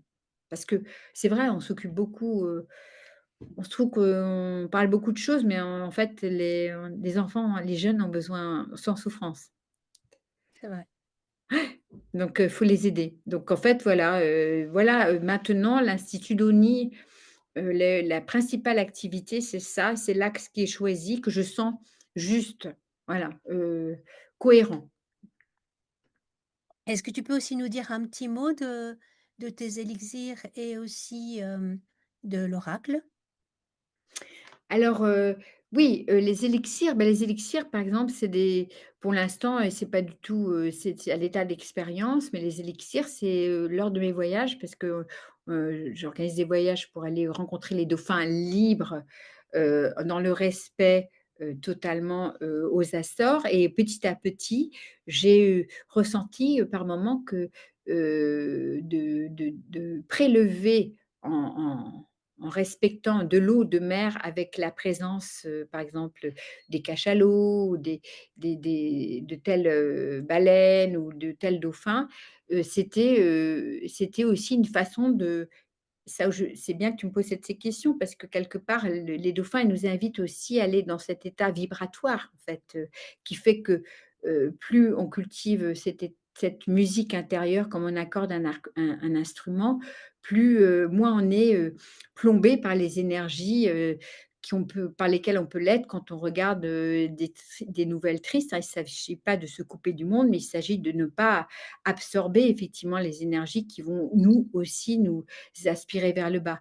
Donc cultiver la vibration, élever notre vibration, eh bien ça passe effectivement par la respiration et puis aussi, par, bien, des fois effectivement, il suffit par exemple qu'on soit chez soi, on peut se les faire nous-mêmes les élixirs. C'est-à-dire qu'on met de l'eau, dans un bol d'eau et puis on pense très fort à telle énergie et quelque part, cette énergie en étant le plus neutre possible, cette énergie-là, l'eau étant, réceptive à l'information, eh bien, elle va absorber cette information et voilà, on peut le faire soi-même, j'aurais envie de dire, hein. C'est-à-dire qu'en étant le plus neutre possible.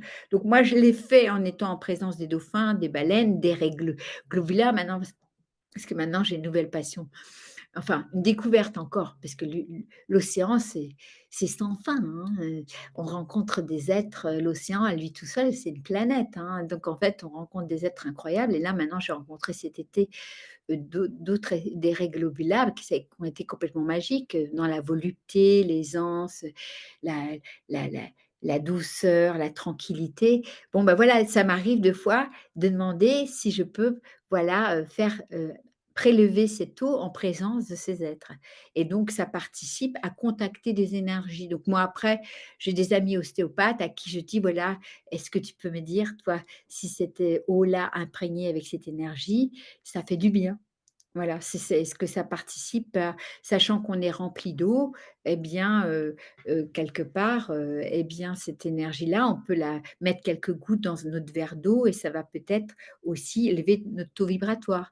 Mais encore une fois, on peut se le faire nous-mêmes puisque dès qu'on pense, on prend un verre d'eau, on connaît les travaux de Masaru Emoto, il suffit nous-mêmes à la maison, aujourd'hui, on prend une bouteille d'eau et puis on met l'information de à quoi correspond cette eau, eh bien, quelque part, l'eau, elle va s'en imprégner et puis on va l'absorber et ça va nous faire du bien.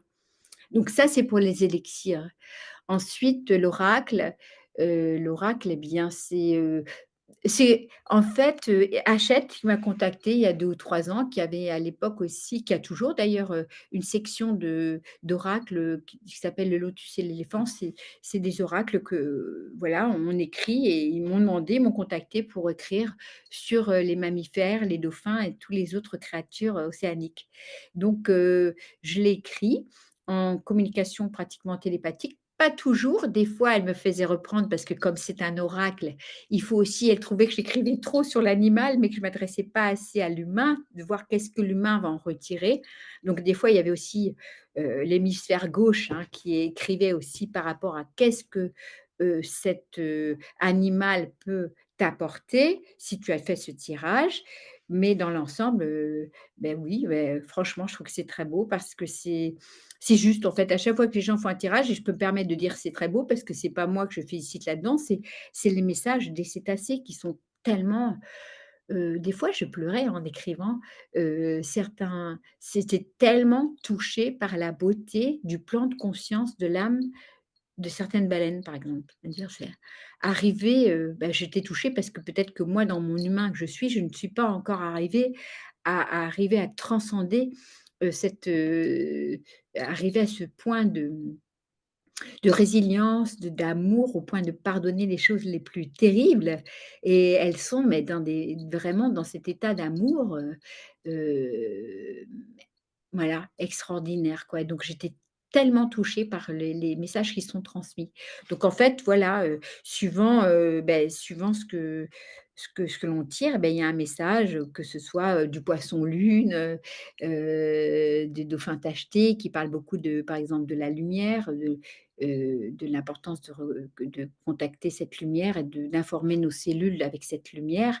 En fait, ils sont simples, hein.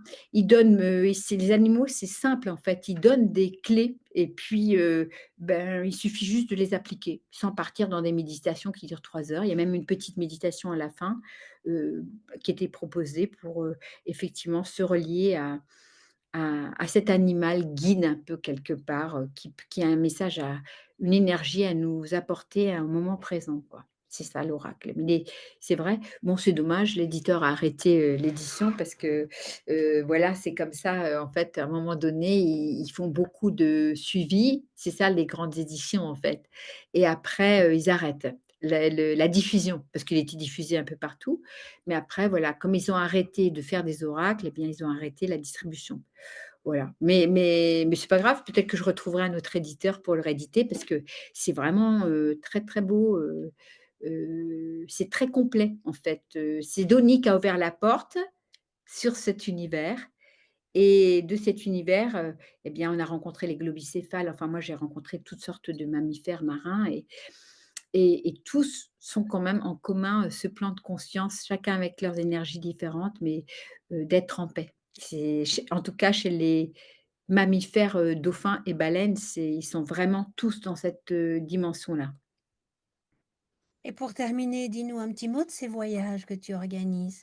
On mettra Et bien sûr toutes les informations dans la Oui, peut-être de mais ces près. voyages, j'ai décidé parce que de les organiser parce que, bien sûr, quand je parlais de Deauvny, on me disait: «Mais ah, comment on peut rencontrer ce dauphin?» Je dis: «Mais non, c'est ça s'organise pas un dauphin une rencontre avec un dauphin ambassadeur parce que d'abord, il bouge tout le temps et puis pour le protéger parce que si je m'étais pointée moi avec, 3-4 personnes, sur le lieu où il vient, mais j'aurais eu, c'était contre-productif pour lui. J'ai toujours voulu le protéger, non pas le garder pour moi, pas du tout, avoir un rapport d'exclusivité, mais par, amour pour lui, pour qu'il soit protégé parce que sinon c'est après c'est contre le dauphin que ça se retourne. C'est comme ça qu'il y a eu des dauphins qui ont eu des soucis parce qu'il y avait trop de monde, qui voilà. Donc en fait, j'ai dit: «Non». Alors et c'est là où Donnie m'enseignait le fait de dire: «Mais tout le monde n'est pas obligé d'aller rencontrer les dauphins. On peut se relier à eux par la relaxation et la pensée». Mais pour ceux effectivement qui ont ce besoin et qui peuvent se l'offrir, un voyage à leur rencontre physiquement, j'avais, il y a des années, été aux Açores et donc je me suis dit: «J'adore ce lieu, c'est là, l'endroit au monde où il y a le plus de mammifères marins et c'est un lieu sauvage» et j'ai dit: j'ai fait un premier repérage et puis j'ai trouvé ça fantastique tellement, ça reste sauvage. Il y a pas de ces genres de voyage qui est fait justement pour défusionner parce qu'on n'est pas dans la, rencontre comme moi je peux avoir avec Donnie, avec un dauphin qui reste des heures, parce que Donnie, je peux rester des heures avec lui, hein. Mais, c'est pas ça. Mais, qu'importe que ce soit un dauphin sauvage, même si c'est bref, c'est la rencontre qui se fait et c'est d'autant plus fort que, ça se fasse d'être touché par rencontrer des dauphins sauvages, qui vivent en groupe, qui pourraient se dire: «Mais ils en ont rien à faire de gens qui se mettent à l'eau là, qu'est-ce qu'ils viennent nous faire suer, alors dans notre eau là, on est tranquille» et moi je trouve ça tellement fort d'avoir, des dauphins qui passent et qui sont curieux de nous rencontrer, qui nous regardent, qui des fois un qui se détourne pour aller voir plus telle personne que d'autres parce qu'il y a besoin peut-être pour cette personne et puis qui repartent, qui vivent leur vie et c'est ça l'intention de ces voyages. Dans le respect, d'apporter en fait, on est tous pareils, quand on a été touchés en plein cœur et que cette transformation nous a profondément, transformés nous-mêmes et bien l'engagement et je le vois avec tous les gens qui ont vécu ça, dans leur vie, comme toi, enfin voilà, tout le monde quelque part ont envie d'apporter à leur tour, ce bien-être, cette conscience que de cette douceur et de cette tendresse que ça nous apporte et qui aussi contribue aussi, pour eux aussi à leur tour, à les à, avancer ensemble dans cette, harmonie que l'on souhaite tous en fait, que ce soit les cétacés. Eux, ils sont dans cet état d'harmonie tout le temps entre eux, mais que le l'humain, recherche tant et donc d'avancer ensemble. Donc pour moi, c'était double, c'est pas, un business, c'est, j'en fais pas beaucoup, hein, j'en fais 2 ou 3 par an et c'est, vraiment l'intention qui est portée, c'est, beh, que ça nous aide chacun et aussi que l'on participe ensemble à vibrer, plus haut et comme un orchestre, comme un orchestre qu'on va faire jouer à lequel on va faire jouer une très belle partition, une très belle musique et ça, c'est une façon de contribuer, c'est une goutte d'eau, mais c'est une façon de contribuer à participer à cet état d'être harmonieux, en fait, quelque part. Donc voilà et je m'émerveille à chaque fois de la vibration. Il s'agit de là, on est dans un monde de vibrations et chaque espèce a sa vibration propre et c'est incroyable, quoi. Là, que ce soit les cachalots, les fausses orques, par exemple, qui sont déterminées, qui sont dans l'amour, mais qui sont très rigoureuses. Les orques aussi, qu'on dit toujours dangereuses et tout ça, non. Chaque espèce pourrait être un enseignement d'amour. Qu'est-ce qu'on peut dire de l'amour et comment cette déclinaison, de l'amour dont on parle souvent, un amour inconditionnel, mais qu'est-ce que l'amour inconditionnel? Et on a c'est ça, en fait. Ça me fascine, en fait, cet enseignement d'amour. Voilà. Donc voilà, c'est des voyages d'une semaine, de tout petits groupes et je suis fière à chaque fois parce que quelque part aussi, je sens que ces voyages, c'est aussi pour nous en tant qu'humains qui arrivons chacun, personne ne se connaît, chacun arrive avec son histoire, sa personnalité. Des fois, il y a des frictions, bien sûr, dans les groupes et qu'on arrive à créer une alchimie, en une semaine de temps et que tout le monde soit harmonisé et que tout le monde revienne avec ça. C'est aussi fort, j'ai entendu, la rencontre avec les cétacés que la rencontre avec les humains et que quelque part, ça participe à aussi bonifier notre humanité et l'apaiser. Voilà, parce que quand même, c'est souvent ça qui ressort aussi, hein, cette blessure, hem, ce chagrin en fait qu'on n'est pas encore arrivé à cette, cette dimension d'amour, voilà et on aspire tous à le vivre pleinement et que ça fait du bien d'y goûter à un moment donné pleinement et c'est une sorte de point d'ancrage pour après continuer. Ça ne va pas dire qu'en rentrant, on va pas avoir de soucis. D'accord? C'est pas, la baguette magique. Par contre, ça veut dire juste qu'on sait que ça cet espace-là, il est sacré et que c'est quelque chose qui est en nous et sur lesquels on peut, voilà, qu'on peut nourrir et que pon on peut agrandir et qu'on peut, amplifier de plus en plus, en nous et autour de nous.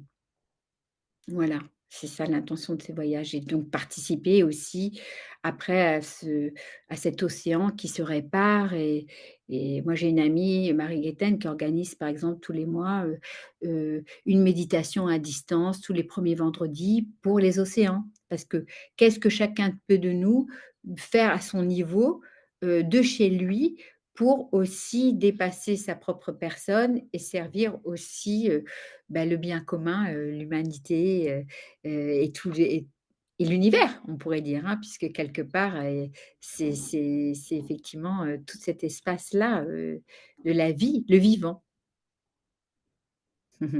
Oui, tout un voyage en effet Oui, tout un intérieur. voyage, hein, mais quelle exploration parce que du coup, c'est nourrissant parce que c'est sans fin et c'est toujours, améliorer, s'améliorer et c'est s'épanouir et ressentir cette joie parce que quelque part, oui, qu'est-ce que l'on fait pour ressentir la joie? Et ça passe aussi par une sorte d'engagement parce que voilà, c'est aussi l'engagement avec nous et et s'engager pour, à l'agrandir et la faire vibrer toujours un peu plus fort de façon à ce que les gens qui souffrent ailleurs, eh bien, on puisse les aider aussi comme ça.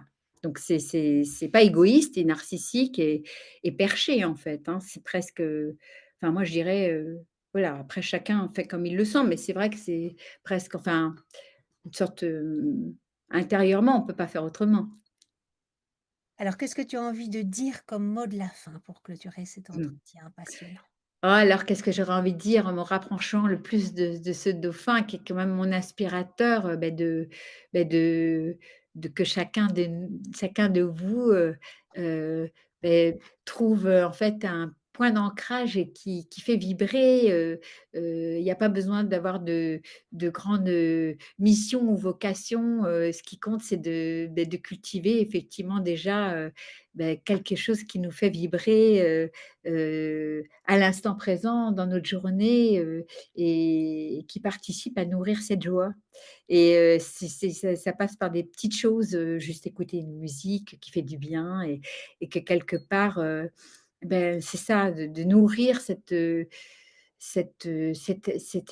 état d'être en fait, alors évidemment, c'est facile à dire quand on souffre, hein. Bah oui, dire: «Mais si j'appuie sur le bouton de dire, je vais nourrir la joie», mais c'est une forme d'injonction, c'est terrible en fait et donc en fait, c'est de dire voilà, qu'est-ce qui peut te faire du bien pour, toi, sans porter de écouter les jugements des autres, lâcher tous les j'aurais envie de dire, lâcher tous les jugements que les gens portent sur vous, et d'être, au plus proche, de votre âme, en fait. C'est ça et de lâcher soyez libre, totalement libre et écoutez votre cœur, en fait. C'est ce qui vous fait vibrer et c'est ça, en fait, revenir à ça. Qu'est-ce qui te ferait du bien, là, dans l'instant présent, pour apporter de la tendresse à ton cœur, si ça va pas? Et puis si ça va bien, eh bien, qu'est-ce que tu peux faire pour aussi participer, donner apporter cette goutte d'eau, hein, comme le disait notre ami Pierre Rabhi, j'aime beaucoup, c'est on est tous d'accord avec cette part-là. Qu'est-ce qui fait du bien pour, pour, voilà, moi je vais voir ce film sur ces femmes hier, je dis: «OK, c'est merci à la réalisatrice d'avoir fait ce film». Mais après voilà, qu'est-ce que je fais moi? Après avoir vu ce film, ces images chocs, qu'est-ce que je fais pour, bah, contribuer? Parce que sinon voilà. Donc en fait, contribuer permet aussi de participer à cette, transformation et cette transmutation. Donc voilà et c'est ça en fait et quand on a participe, eh bien, c'est là où la souffrance s'efface parce que quelque part on est dans l'instant présent et ça fait du bien d'être, contribué, d'être là dans notre incarnation puisque c'est le principe de l'incarnation. Chacun de nous a, sans se porter une pression de rôle ou de vocation. Je sais que ma fille, une fois, m'a reproché, m'a dit: «Oh mais maman, depuis qu'on est petit, on entend ça». Alors j'ai compris qu'effectivement, il y a pas ça peut être une pression aussi, la vocation ou une mission, ça peut être un mot fort, c'est pas ça en fait, c'est juste, participer à, qu'est-ce qui te fait du bien pour te sentir bien dans ce monde et te sentir dans ta création, dans ta créativité. Voilà, parce que je pense que quoi qu'il arrive, on parle toujours de créativité avec les artistes, mais tout le monde est un artiste et tout le monde est un être créateur. Donc, qu'est-ce que tu peux faire toi pour, te sentir bien et participer à transformer ce monde, vers, cet état d'être, de plénitude? Eh bien, un grand, grand merci Frédéric. Mmh mh. Merci, hein, mais merci, à toi, pour, ton écoute et puis, ce que tu fais et pour les êtres et merci à toutes les personnes d'ici qui obligatoirement sont aussi, chacun aussi, des petits, messagers, ou qu'importe, des petits Donis, ou des grands Donis ou des grandes baleines, chacun de nous. Ça fait du bien de sentir cette unité, qu'elle se renforce en fait et ça participera aussi à cet océan d agrandir cet océan d'amour. Voilà, c'est merci à chacun de cela sur un plan physique et sur un plan spirituel, en fait, hein. C'est merci, on est chacun, ensemble, hein. Oui. Vous avez aimé cet entretien, pensez à le partager, pensez à faire connaître la chaîne Résilience Psy et on se retrouve prochainement.